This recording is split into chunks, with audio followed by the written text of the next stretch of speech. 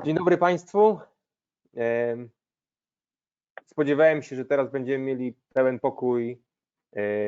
pokój webinarowy uczestników, natomiast niestety tak się nie wydarzyło. Platforma webinarowa, której użyliśmy, nas zawiodła, nie wytrzymała przeciążenia i ilości rejestracji. Także z jednej strony bardzo nam miło, że udało się zainteresować tylu z Państwa tematem teorii ograniczeń. Taki też był cel tego wydarzenia. Natomiast z drugiej strony oczywiście przykro, że Państwo nie możecie w tym uczestniczyć na żywo. Ja nazywam się Łukasz Pietraszak, jestem współwłaścicielem Flow Consulting i partnerem Goldratt Group w Polsce. Mamy tą ogromną przyjemność współpracować ze światowej klasy specjalistami w obszarze teorii ograniczeń, TOC. Myślę, że Ramiego Goldratta nie muszę przedstawiać. Rami podzieli się z Państwem doświadczeniem zdobywanym na całym świecie w bardzo wielu branżach. Jest to pierwszy z cyklu wydarzeń, które chcemy organizować w ten sposób. Zmienimy oczywiście platformę webinarową. Kolejnego już spodziewamy się w przyszłym tygodniu. Będziemy o wszystkim Państwa informować.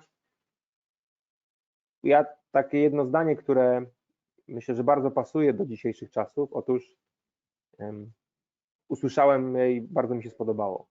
Jak zbliża się wichura, niektórzy chowają się do schronu, inni budują wiatraki. Ja bardzo mocno wierzę w to, że jesteśmy raczej w grupie osób i ludzi, którzy powinni budować wiatraki, dlatego nie chcemy marnować czasu tej kwarantanny narodowej, którą właśnie mamy i chcemy dzielić się najlepszą wiedzą i doświadczeniem. Także zapraszam i mam nadzieję, że następnym razem spotkamy się live. Rami? Thank you very much, Lucas. So welcome everybody to my series of webinars. Hopefully the next one will be live. I know that on the top of our mind, obviously, is the COVID-19 epidemic and how to manage it and how to manage our businesses. And maybe we can dedicate some other session to at least share with you what we are doing with some states around the world in managing this crisis using the TOC methodology. But we prefer that this series of webinar will be focused not on such an extreme and hopefully temporary scenario, but on the regular day-to-day business life that usually we are managing. In this presentation, we will focus on a very important concept in the theory of constraints, which is called inertia. What is inertia? Inertia is this drive, this force that brings us to continue and behave in the same way, even when there is a need to change. You know, to make it more strong, I would say that inertia is this force where we continue to behave in the same way, even when we know that we need to change. So it's not that we don't pay attention that there are problems and challenges. We know there are problems. We know that what we are doing is not really addressing these problems, but nevertheless, we continue with the same habits and the same practices. And this is what we call inertia. Now, why this is such an important subject to discuss? Because we believe that one of the prime responsibilities of a leader is to break inertia. You see, I think many times inertia actually works to our favor. We have the book of rules, the policies of our company, and it helps us grow our business. And we don't want every person in the company to just decide that some policy should not be followed and we need to do something different, because then we will have a chaos and no synchronization. And many times people are unaware of all the considerations that we have when we set a certain rule. But there is a moment that the policy that fitted a certain environment or reality needs to be changed, and we need to break the inertia. And who should be responsible for it? Obviously, it's the leader. Any leader to the system or subsystem that he manages needs to look at it and says, well, you know, yes, we have these policies and it brought us a long way, but there is a need to change now. We need to re-examine the way we work. We cannot just follow the same policies and hit the wall again and again. And now it's important to understand that this responsibility to break inertia is not only when things are going very bad and there is a crisis. But it's the responsibility also when the company is growing very well, because maybe we're growing very well, but around the corners there are threats. And maybe we are growing well, but if we change something fundamental, we can capitalize on it and do much better. And it's the leader's responsibility to identify these areas or practices that we need to change in order to do much better or to immune ourselves to a future threat. And that's the subject of my presentation. And I will use 3 case studies of companies and organizations that we know very, very well, and the way they have tackled inertia. The reason I chose these 3 case studies is because they are from a very different environments. One is from a jewelry retail chain, very large jewelry retail chain in India. The other one is a very big known automotive brand company from Japan. And the third one is not from business, but from education system, a high school in Israel. So I try to choose very different environments so we can better conceptualize some key lessons that fit probably any environment when we talk about breaking inertia. And I hope it will be interesting for all of you. So I also picked these case studies because we know that what they have done to break inertia is not done by accident. It wasn't a fluke that they did something different and then suddenly they saw it's good. But it was a result of a carefully planned strategy, which is what I will advocate that you will do as a leader for your organization. Now, before we start, just to be on the same page, let me do a 5-minute introduction to TOC, just to make sure that we all understand what it is when I'm saying TOC. Very brief introduction, and then we go into the subject matter of breaking inertia.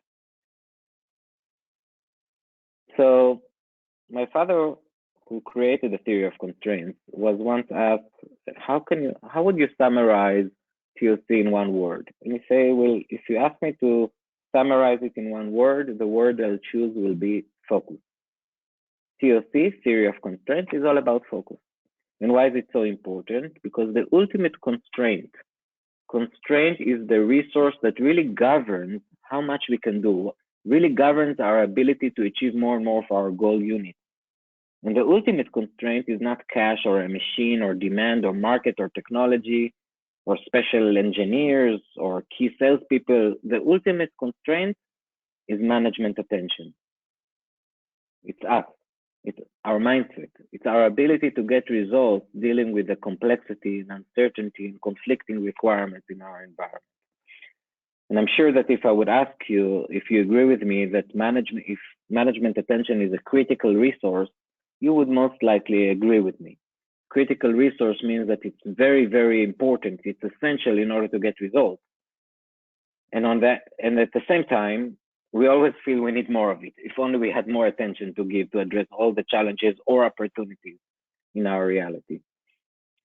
Now, in the famous book, The Goal, that my father wrote in the 80s already, and it's the bestseller that made TOC known around the world. In this book, my father actually described something very interesting. He said that actually we waste this precious resource called the management attention. We waste it not because we're stupid or lazy or ignorant. We waste it actually from good intentions. It is good intentions that bring us to waste management attention. Waste means that we don't focus on the right things. And even when we do focus on the right things, we don't do we don't take the right decisions in order to really exploit them. What are these good intentions? He said that people's tendency is actually to try and improve their life or their businesses. People don't come to work saying, I hate this job, I don't care about anything.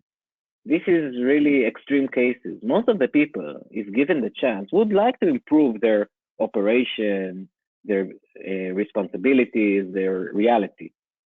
But this tendency to try and improve anything that can be improved actually works against us. If we look at this simple process line where you see 4 resources feeding each other, the first one does 3 parts per hour, then the second resource can do 5 powers per hour, and the third resource can do 2 powers per hour, and the last one can do 3 powers per hour. And this process could be a production line or a design department or a sales process. It doesn't really matter what kind of a process. If I would ask you what is the maximum part or good that this process can produce or deliver in 1 hour, I'm sure all of you will jump and say, well, it's obvious. The maximum is 2. And it's 2 because we have a bottleneck, a constraint that limits us. Now, this is trivial, common sense. But now, if we look at reality, we see that this common sense is not so trivial at all. What will happen if we will try to improve the resource before it, the one that does 5 powers per hour? Will the system produce more? Obviously not. Actually, most likely we will produce waste because there will be an accumulation of work in process in front of the bottleneck. This is again quite easy to understand, but now I'll ask you another question. Where do you think many of our improvement efforts are aimed? Is it aiming to where it should be, on the constraints, or on non-constraints? And in reality, you'll see that this tendency to try and improve anything that can be improved, to fix any problem coming on our way, actually bring us to deal with many problems that are not worth solving, or to try and improve many areas that their improvements at best will result in marginal results for the business as a whole. And for example, just common sense, why many times our improvement efforts are focusing on the one that can do 5 powers per hour and not on the one that does 2 powers per hour? Because there is a reason why a bottleneck is a bottleneck. Because most likely we can improve the one that does 5 powers per hour, and it's very difficult to improve the bottleneck. So TLC is all about looking at the business as a whole and looking where is the constraint. Is it in our operations, in our ability to deliver the value, and where is it? Or is it on the demand side, on our ability to create value and bring new products to the marketplace? And where is the constraint there? And focus on the right constraints and then improving the business as a whole. Management attention must be focused on what is really holding us back, the limitation that is dictating the ability to achieve more of the goal. Now, over the years, as the theory was applied in many, many environments, we created robust solutions to fit constraints wherever they may be. We have in TOC management toolbox, we have solutions for constraints that are in the flow of execution in different environments, as you can see here, or in the sales operation, or solutions to improve value creation. But as I said in this webinar, I'm not going to focus on any one of these, and this can be done in the future as part of Goldratt School activities, etc. But instead give you a more insight into the principle of breaking inertia. So let us start with that. Before I go into the 3 case studies I mentioned, I would like to share with you a personal story. It's a story about my father and how he started to really discuss this inertia subject. My father passed away in June 2011. He had lung cancer. And about 1 month before, he was already very, very sick and he could not travel. But we saw that it was burning inside him to continue and develop knowledge that he believes can bring good to the world and disseminate this knowledge to companies and managers, etc. But he couldn't travel anymore.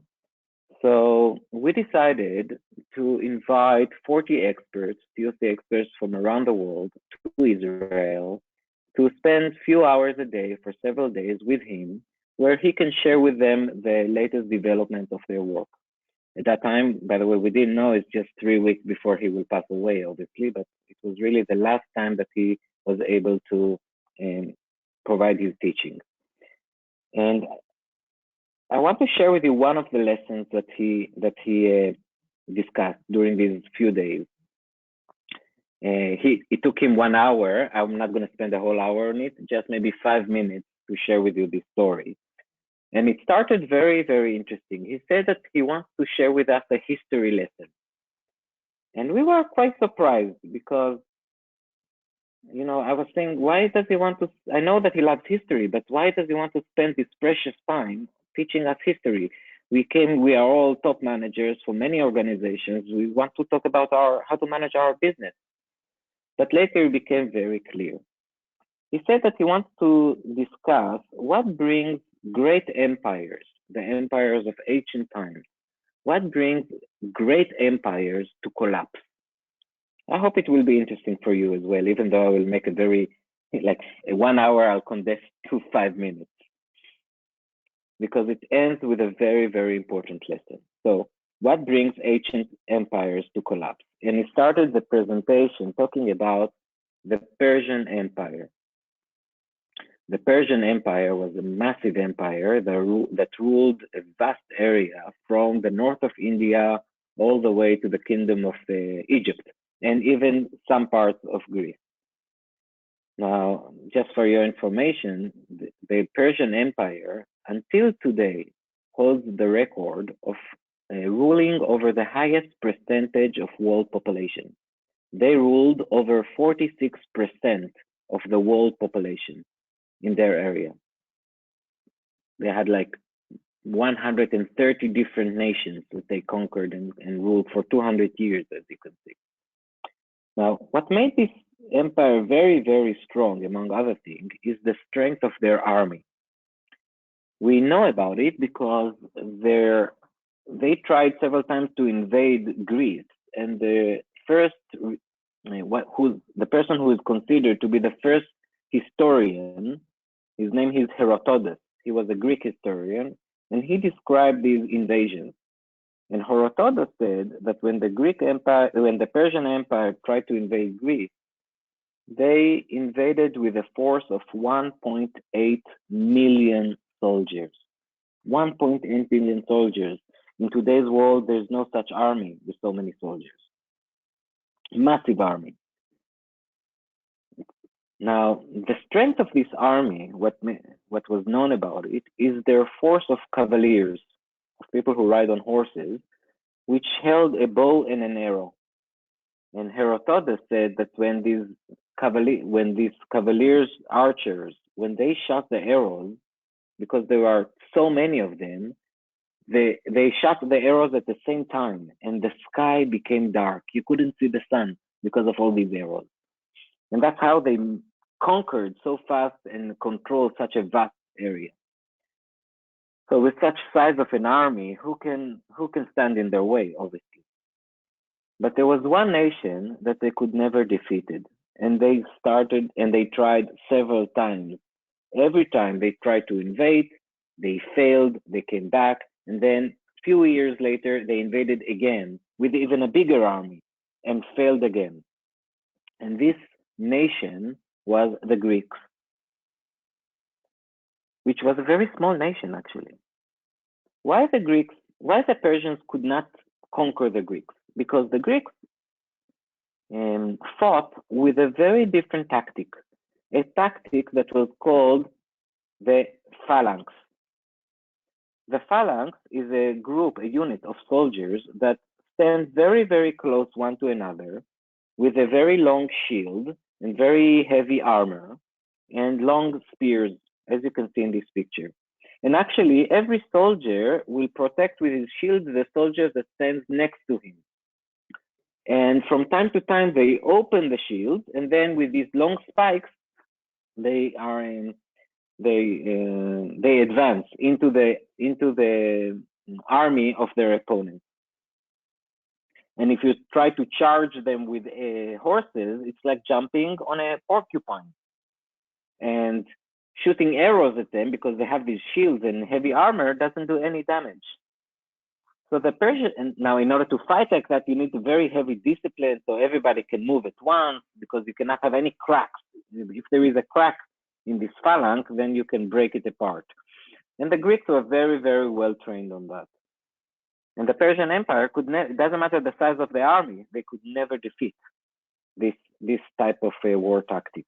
And they tried again and again and again. Now, why do we share this story?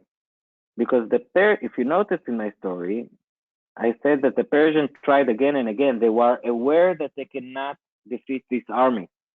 They didn't just hide their head in the sand. They knew that they need to confront the problem, but they never changed their tactics. They always fought in the same tactics with the horses, with the archers, just with a bigger army, and failed. And actually, what prevented the Greeks from invading Persia Empire was the fact that the Greeks themselves were divided to many, many, many different Greek states, which are called polis. And only when all these polis states were united under one ruler, who was Alexander the Great, only then Alexander gathered a force of 50,000 soldiers, no more than 50,000. And within 5 years, he conquered the entire Persian Empire, making the Greek Empire with 50,000 soldiers, beating these millions of armies. You see, this story, my father continued and then shared how the Greek Empire fell to the Roman Empire, etc. But I want to go into the business life and share some case studies. But this story was the way my father highlighted to us the importance of breaking inertia. If you know you have problems and these problems are severe, maybe you need to re-examine some fundamental practice you're doing and really think if you need to do something very different, and not believe that the problems will suddenly go away, or if we keep doing the same things, suddenly there will be different results.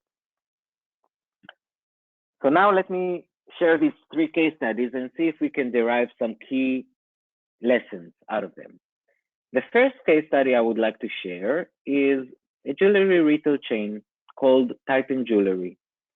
And they have a very famous brand in India called Tanishq. And this jewelry retail chain, they actually grew very, very, very well between the year 2005 and 2008, as you can see here. The numbers you see here are in rupees, which is the India currency, and in a unit called crores, which are 100, which is 1 crore is 10 million units. But to simplify it, I converted it to dollars. So they were about $550 million at the time, selling through 174 different types of stores. As you can see, the growth was very well, very good. And this was despite 2008 and 2009, which was a very bad year, as all of us remember. I used to say it was the worst year, but now let's see how 2020 will end. Going back to our story, they said, wow, we're doing something good. Our brand is very good, very appreciated by the market. And we are still having only 2% of the market share. Even with this number, if we look at high-end jewelry, diamonds, studded gold, etc. So they decided that they have much more room to grow. Even with a bad year, they made such a good advancement. And then they decided to put a very ambitious target and to commit this target to the board of directors and to their shareholders. And they said, let's set an ambitious target to cross 10,000 crores, which basically means to 4-fold their sales 4 times within 5 years. Quite an impressive target, I would say. Now, how do you do that in retail chain? Obviously, you open more stores, you expand your portfolio, or going to servicing more segments of jewelry, high-end jewelry, studded jewelry, etc. Service more segments like bridal jewelry. Expanding your range, expanding your stores. And they said, yeah, we have a good brand and we can do it, certainly. Everything looks very good, and the board of directors signed it and they committed it to the shareholders. Then they invited McKinsey to come and help them do their strategic growth plan. And McKinsey says, yes, if we look at your market, you can definitely do that. And it's very good. But there is one challenge that you need to take into account. You see, when you open, and any one of you who is from a retail environment knows one thing. Whenever you're adding stores, it means that you will operate with higher inventory, for sure. Because you add the inventories for the new stores, and it takes time to start rotating this inventory, and some of it will be slow-moving products, etc.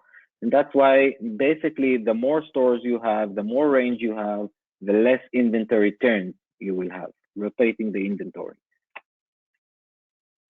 And McKinsey told them, look, that's very nice, but if you will go with your plan, which basically means also to double the number of stores you have, your inventory turns will go from 3.5 turns to below 2 turns. Below 2 turns means that you will operate with more than 6 months of inventory, worth of inventory in your operation. If 10,000 crore means roughly $2.5 billion, 6 months of inventory means something like 750. It's something like that.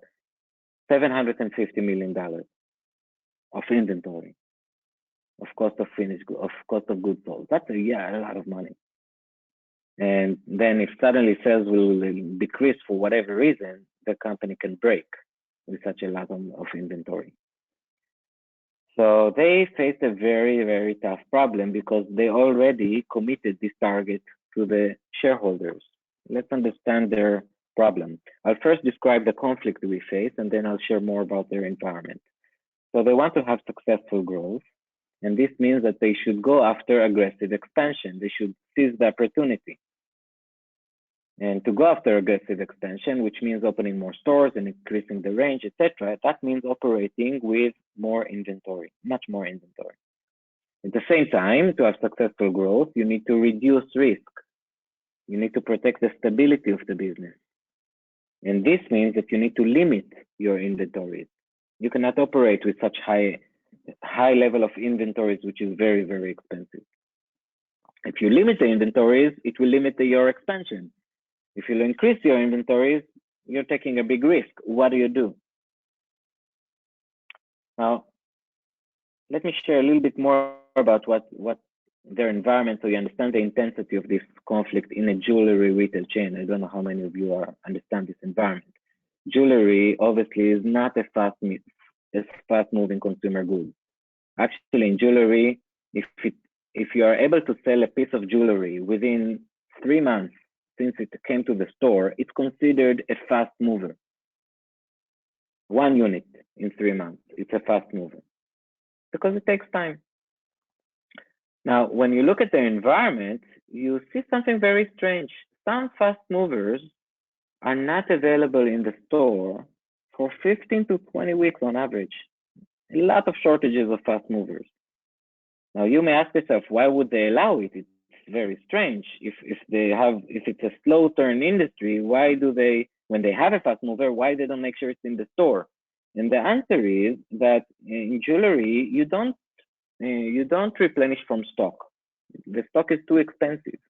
When you're selling something and you want to reorder something, you produce it for it, and it takes time to produce. It took them about 1 month to produce jewelry. So even if I want to reorder a fast-moving item, I'll need to wait a month until it comes to the store. Now, to be honest, most of the time, when they sold the fast mover, the stores did not order the same item instead. Because as any retailer can tell you, it's very important to keep having new and fresh items in the stores in order to increase traffic, in order to increase conversion of customers. You want to have new items in the store. So when I'm selling a fast mover, even if it is a fast mover, I will always ask myself, should I order the same piece or should I order something new that I never had before? Because now I have the budget to reorder. I sold something. And many times I prefer to order something new, not the same piece, which as a result, you have these shortages of fast movers. And at the same time, 90% of the products will contribute only 35% of the sales because you don't allow fast movers to reveal themselves. You don't replenish them. You let every store order new items whenever they want, whenever they are able. And there is a very big tail by nature. Tail are the slow-moving items. We saw that about 15% of their inventory is more than a year old, and 20% of the inventory is more than 6 months years old. So it's a lot of slow-moving items. No wonder that they're facing such a conflict. They know that when they will grow, inventory turns will take a nosedive. They will have too much inventory. Now, in normal times, as managers, we face conflicts all the time. And actually, it's our jobs as managers to manage these conflicts, to find the right optimization point. For example, to find the right inventory levels that can allow us some expansion and nice growth, and at the same time, not to take too high risk. This is all very nice in normal times. In normal times, we can optimize on the conflict. And that's what we do all the time in many conflicts. What will be the right price? Let's not set it too low so we don't have too low margins, not too high so we don't lose sales. Let's optimize and then play it as it is, for example, or which product to produce, etc., to expand. We are doing optimizations all the time. That's fine for normal times. But when you're facing a crisis, in their case, the crisis was that they already committed to the board a very ambitious growth target. They cannot simply compromise these targets that they committed. So, Lucas, can you still hear me? I'm sorry because I heard a beep on my. Okay, sorry. Let me continue. If you stop hearing me, let me know because then the battery will finish. So going back, so they could not optimize on the conflict anymore. Optimizing means that they will not achieve the growth plan that they committed to the board, and if they try to achieve most of it, they'll take too high risk. At a crisis moment, you cannot optimize. You are forced to re-examine yourself and say, can I change something fundamental in a way that will enable me to, on one hand, achieve the aggressive expansion, in this case, that I committed to, and not take the risks that can break the company? Can I do something very different? At crisis time, you're forced to re-examine and see if you can break inertia. And that's what they have done. What I'm going to read to you now is a paragraph taken from the statement to the shareholders that was released in 2010 after they committed to the board. I didn't change even one word in it, but I hope that you understand to what extent it's a paradigm shift. There are many initiatives in the pipeline to make our stock work for us much better. Key among them being, 1, populating all stores with many more bestsellers than at present. This is a paradigm shift because it means that even if you can have a fresh item, you will instead make sure you put a bestseller, even if it's not fresh, even if it was before in the store. You sold it, it will be replenished again. Establish a made-to-replenish pipeline to deal with sellout on a daily basis. They said for these bestsellers, we'll keep stock in the warehouse, which means that we will have inventory which is not in a store. Very costly inventory. Again, it's a paradigm shift in jewelry. And this will enable us, when a fast seller is selling, to replenish it immediately, one day, not 1 month. And when a semi-finished bestseller is, a product that is not yet bestseller, but also not a slow mover. When you're selling it, and I want to reorder the same thing to enable it to become a bestseller, then it will get the top priority in the plant. It will jump the queue. It's not first in, first out anymore, like the conventional way, by due date.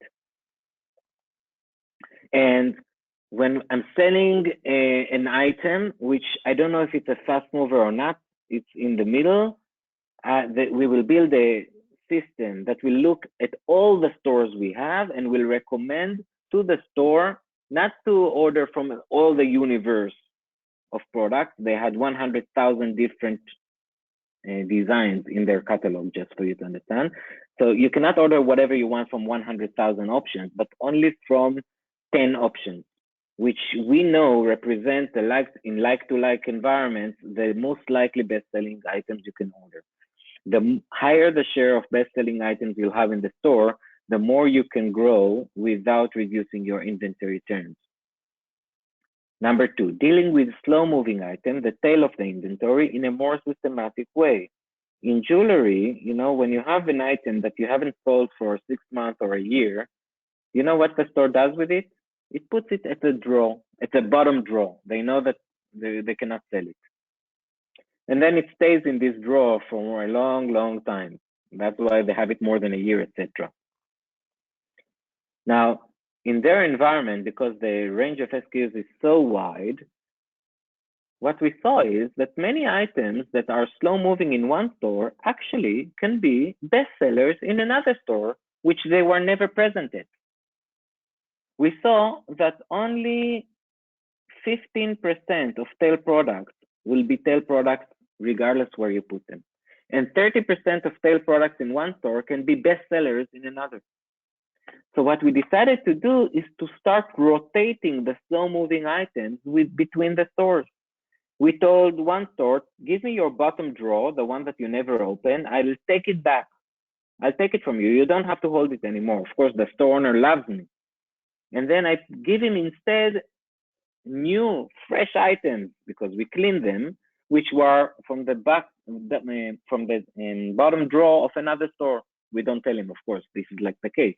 But we rotate it and say, instead of that, I'll give you fresh items. Maybe you can sell them. We start rotating the tail inventory between their stores.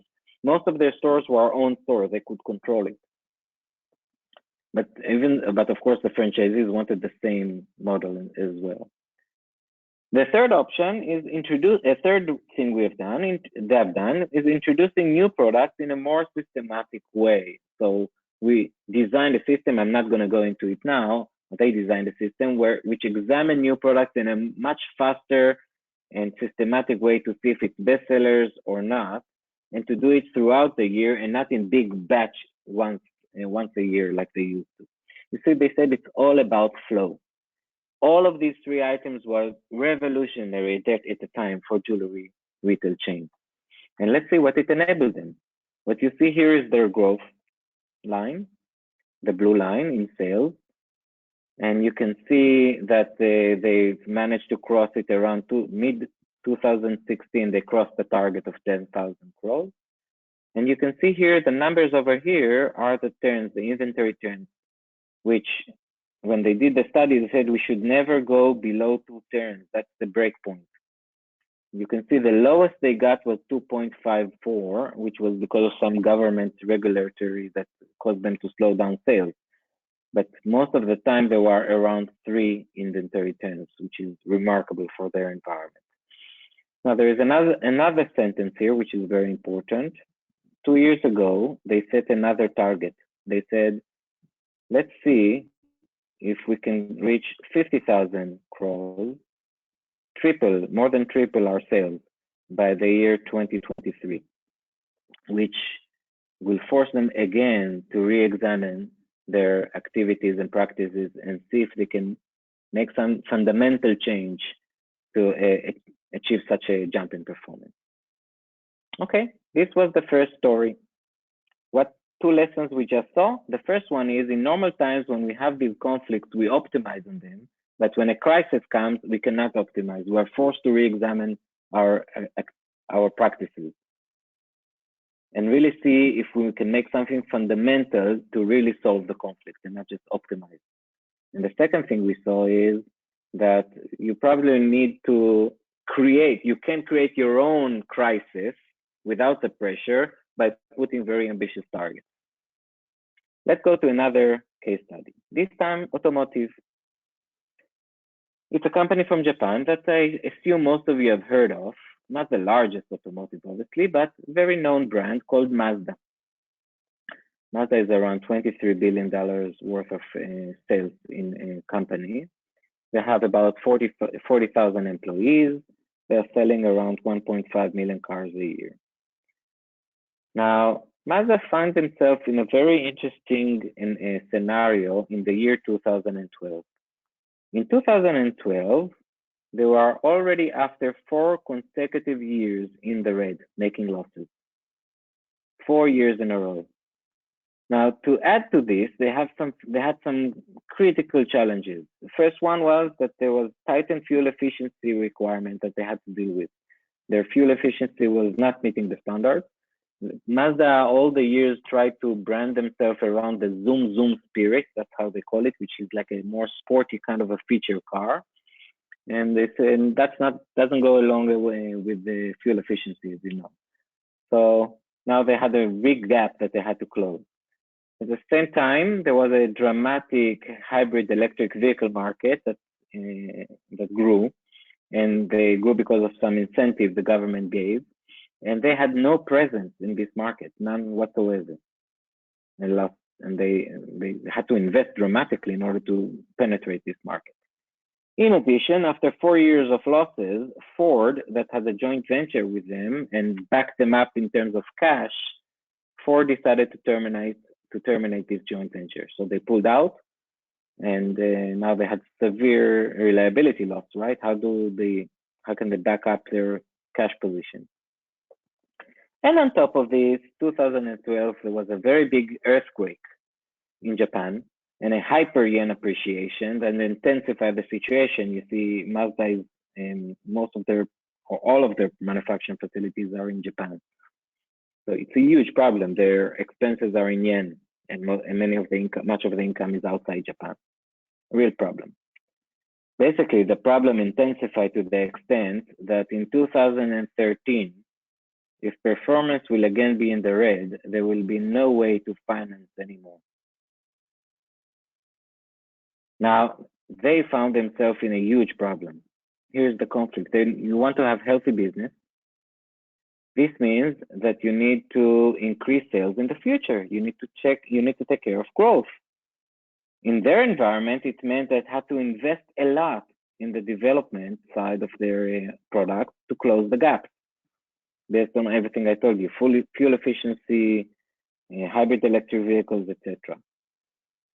But now they cannot invest anymore. They actually need to protect cash and profit to survive. This means not only that they should not invest, they should focus on cost reduction. So now what will they do? Now, this conflict may not seem very strange to you because, again, as managers, we face such conflicts all the time. And in normal times, we can optimize. We can say, okay, which gaps I really need to close? What are the critical gaps? Let's build a roadmap to close these gaps. And the roadmap will, let's see, of course, it will cost me so much, but I will do it in a way that will not cost me too much, and therefore I can protect the stability of the business. This is the type of optimizations we do all the time, but not at a crisis moment. They don't have the luxury. They cannot. If they invest all the cash to close the gaps, for sure, 2013, they are in the red, no way to finance. They broke the company. At the same time, just focusing on cost reduction, let's survive this, as we say, let's survive the crisis. They cannot do it because their sales are dropping considerably due to the gap. They cannot just focus on cost reduction. It will even lose the sales they have. When you have a crisis, it's very difficult to just optimize on the conflict. And you know that if you do the same thing you always done with the optimization, you will break. You have to re-examine yourself and do something different. Now let's see what they have done. Mazda decided to focus all the development on a new engine. And the new engine was called Sky Active.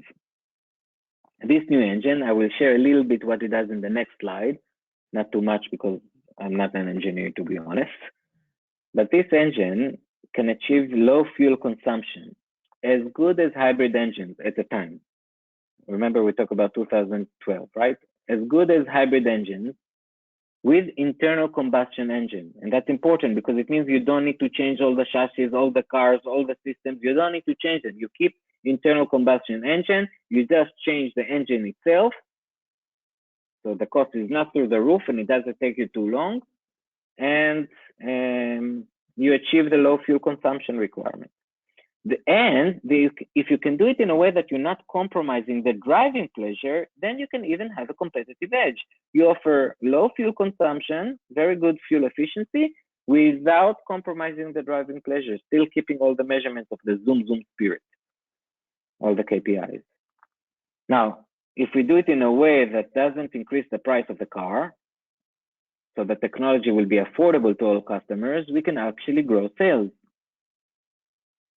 Now, we don't have the time if we can really focus on doing this one thing, the power of one, we focus all of it, all of our development on this,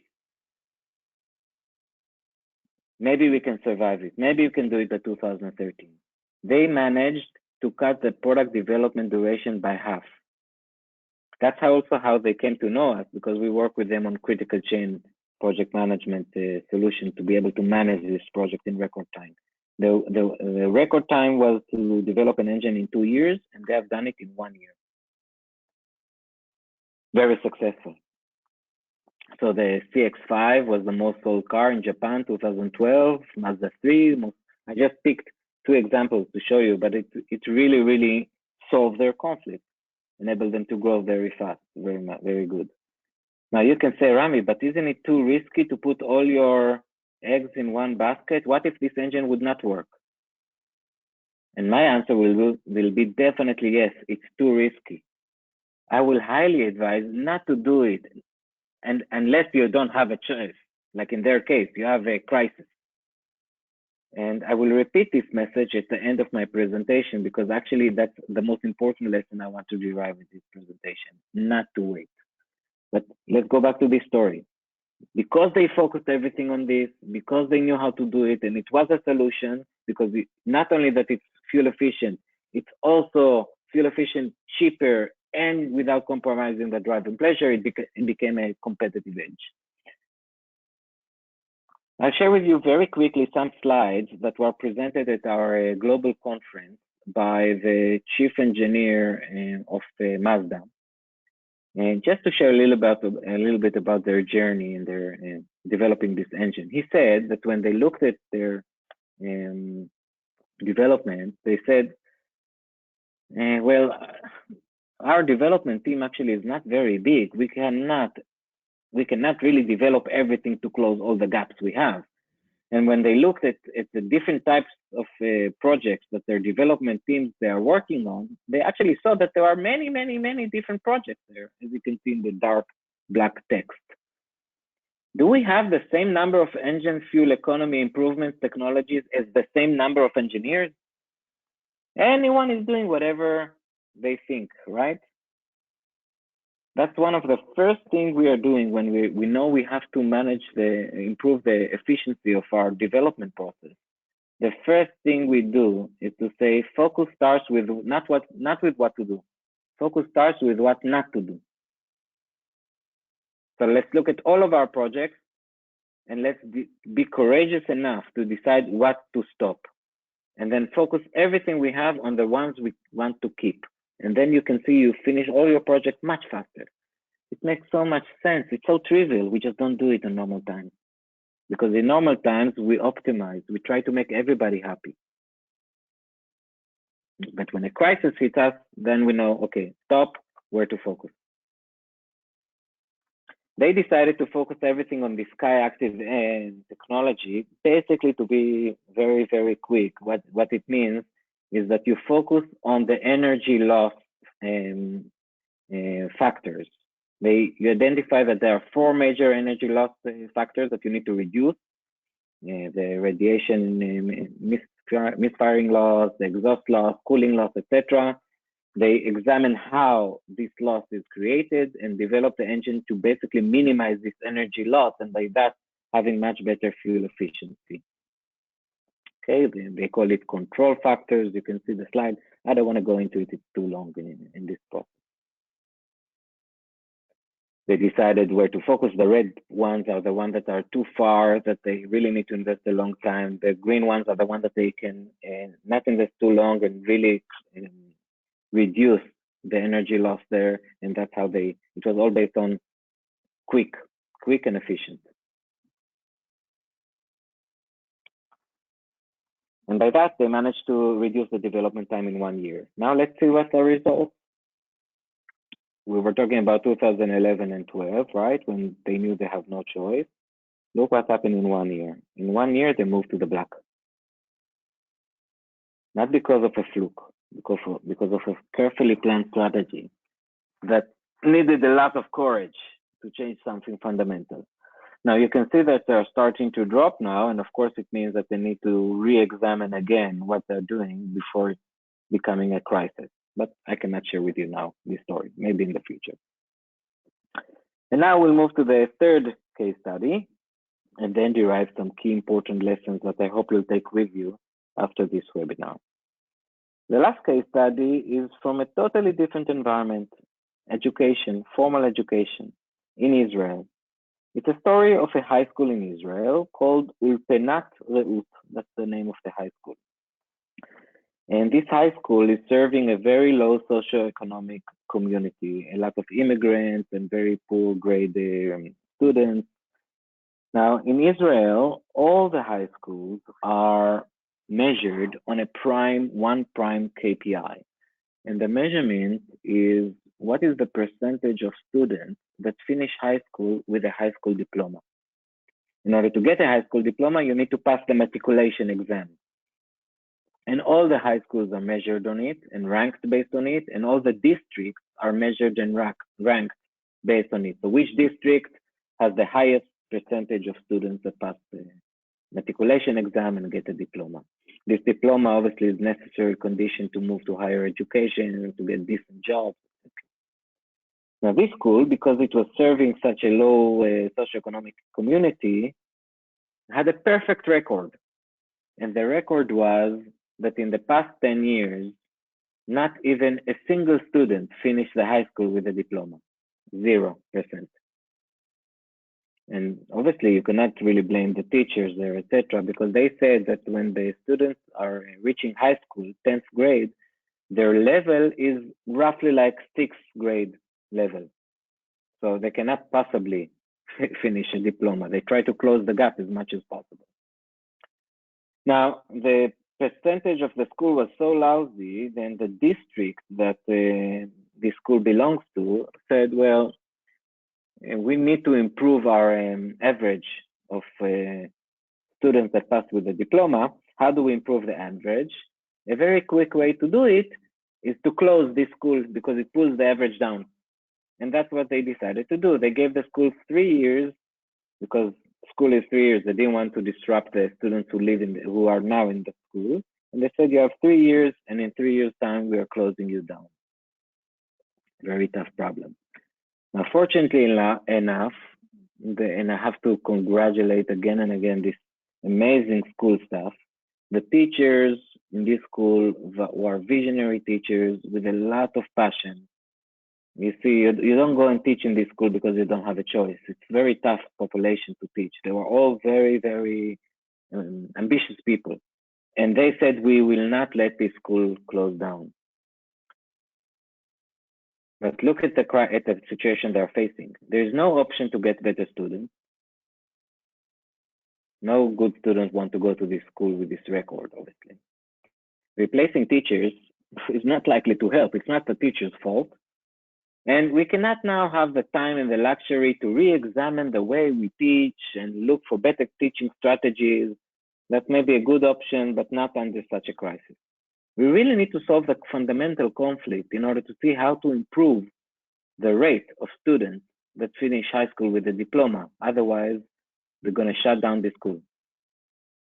Let's see the conflict. In order to provide good education, we need to make sure that every student fulfill their potential. Okay, that's part of, if we have today, you know, we have, when we talk about the COVID-19, we all remember the oath of the doctor's oath, which is that they're going to give the best treatment to any patient. Same with teachers. They want to give the best education to every student to fulfill the potential. This means, because students do not have equal level, one student can be good in math, other in English, etc.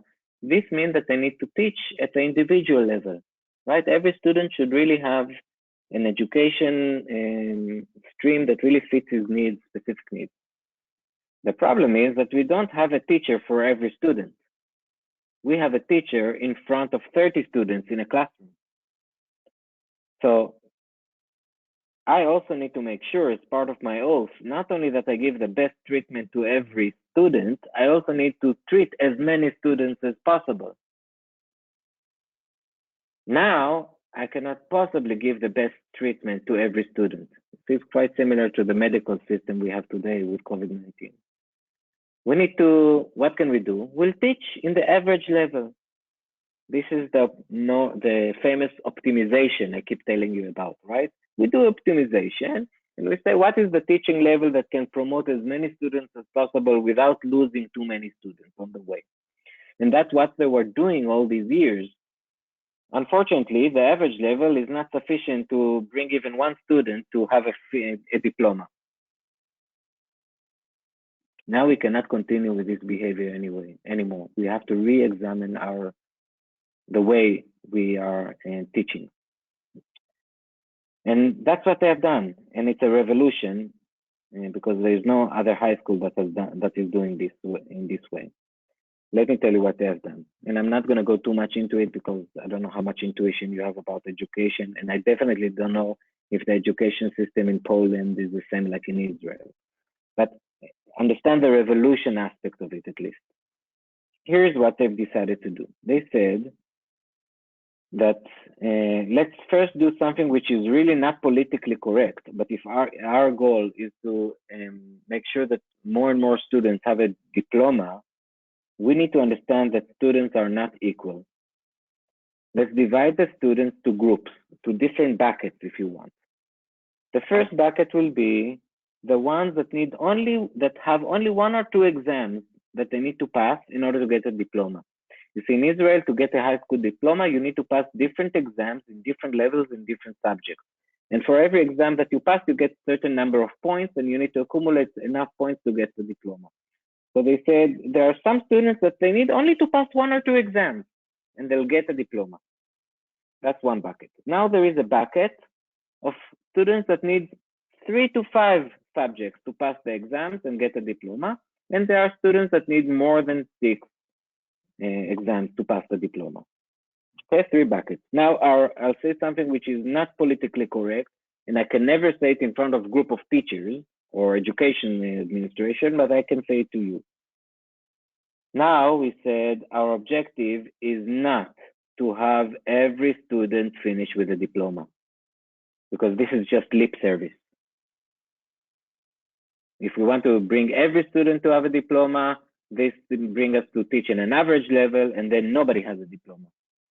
Our objective is to move students from one bucket to another. That one that has 1 or 2 exams left, let's make sure that they pass them and get a diploma.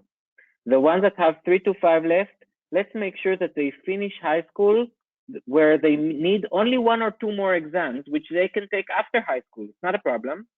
Only 1 or 2 exams, and then they get the diploma. And so on for the last bucket. We just want to move them from one bucket to the other, and then geared our teaching resources to make this flow, to make this transition. My friends, this solution alone was enabled them to move from 0 entitlement to 30% entitlement in 1 year.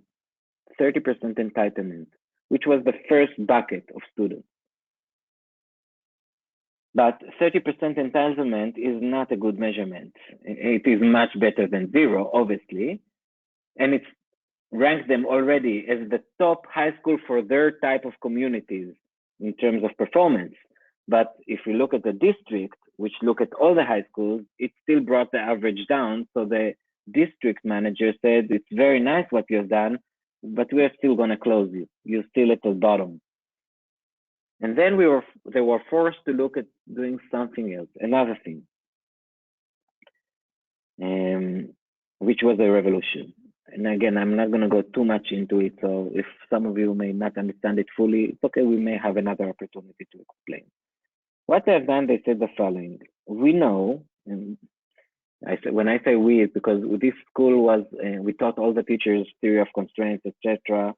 So when we taught them the subjects of project management, of theory of constraints, one of the key principles is to stop bad multitasking. In TLC project management, we say that the #1 killer of productivity is bad multitasking. Bad multitasking happens when you're forced to switch from one task to another without completing any of the tasks.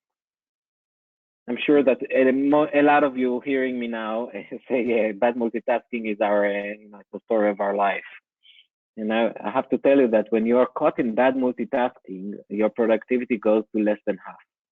Every task will take at least twice the length with a lot of rework. When I translate it to education environment, the teacher said to us, why do we try and teach all the subjects at the same time, at the same year? You see, in Israel, you don't have to take the exam only at the end of the high school year. Only at the end of high school, at grade 12. You can take some exams every year. So we said, rather than teaching history and math and literature and geometry and whatever subjects that we're teaching, rather than teaching all of them from the first year, because we think that the earlier we start, the earlier we finish, we were not going to go this way. Let's teach every year limited number of subjects.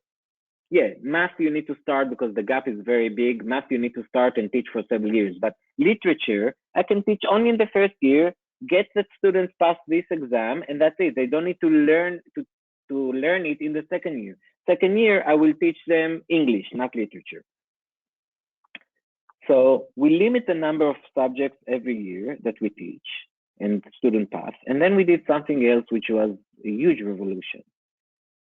You see, basically, every year, you need to submit to the Ministry of Education your curriculum, which basically means every student, how many hours he will get in every subject during the year, which basically means how many hours every teacher will teach during the year. And accordingly, there is a budget and the budget is set. But this means that we need to plan the entire year upfront, as if we know every student how many hours of teaching he will need in English, in math, in literature, in order to get a diploma. Like we have a crystal ball that will tell us per student, per scenario, per subject, how many hours he needs. Of course, this is rubbish. We don't know, the variability is too high. Some students need 200 hours in math, but only 50 hours in literature, and some not the other way around. So we decided to do something else. In Israel, you can do the exam in the winter and in the summer, 2 periods every year. We said, let's plan the curriculum only to the winter, which means all the students that within the subject we decide to teach, all the students will go to the winter exam. And yes, we know some will fail and some will succeed. But some will fail in math and some will fail in literature. Now we have a whole half a year, the second half of the year, to teach the students, only the subjects where they failed. So the ones who failed in math will get only math during the second year, half of the year. And the ones who failed in literature will get only literature. Of course, we teach more than one subject, but I'm just simplifying it. We have a buffer to use it only where needed. Again, in TOC project management, we teach you that the moment you allocate the buffer before you need it, the buffer is lost. When you give the budget or the time, when you use the buffer before you need it, forget about the buffer. You will never get it back. Same principle applied here. Now, for your understanding, we couldn't communicate it to the Ministry of Education because they wanted the whole year curriculum up front to get the budget. So we gave them a whole year plan, but internally, everything was planned based on half a year. Different plan, and all the teachers agreed to collaborate and to do it because they all had a common objective, which was amazing. Now let's look at the results. What you can see here, what happened after 1 year. Okay, 1 year it took us to do it, and then 1 year to implement it, and then the entitlement reached 30%. After third year, when we have done the next 2 changes, the entitlement was 67%. And this was 10 years ago, so for the last 10 years, they are above 70%. My friend, the average in the country at that time was 50%. Today, it's 61%. The average in the country. They are above the average. Still serving the same type of community, but doing something very, very different. Okay, now let us share some key lessons, and by that we finish our presentation. I hope you're still with me. I didn't lose you. The first one is the following, and I said it repeatedly during this presentation. To achieve a breakthrough innovation, you cannot take your constraint as given. The constraint is this conflict that you have seen. You cannot take it for given. You cannot say, well, our constraint is cash, and now let's optimize it. Let's do the best we can. We'll develop we'll make the developments to close the gaps, or we'll open just a few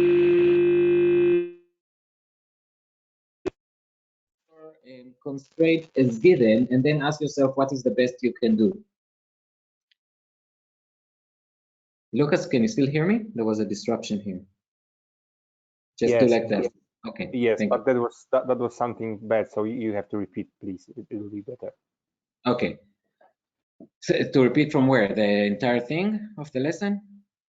From the beginning. No, I mean wish. only the lesson. Only the lesson.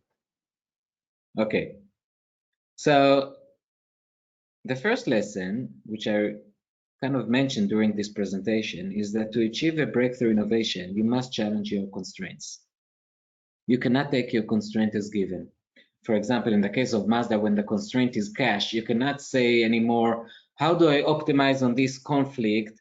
And you know, I have many gaps, let's work on all of them, it will take me some time. You cannot optimize. You cannot take your constraint as given. You say, okay, my cash is limited, but I need to solve the problem. How can I, which gaps I can close and get my sales up in the future, because otherwise I'm not surviving. This means you don't take your constraint as given. You ask, how do I change something fundamental to achieve performance that seems today, given my constraint, impossible? Think of the high school example I just shared with you. Same thing.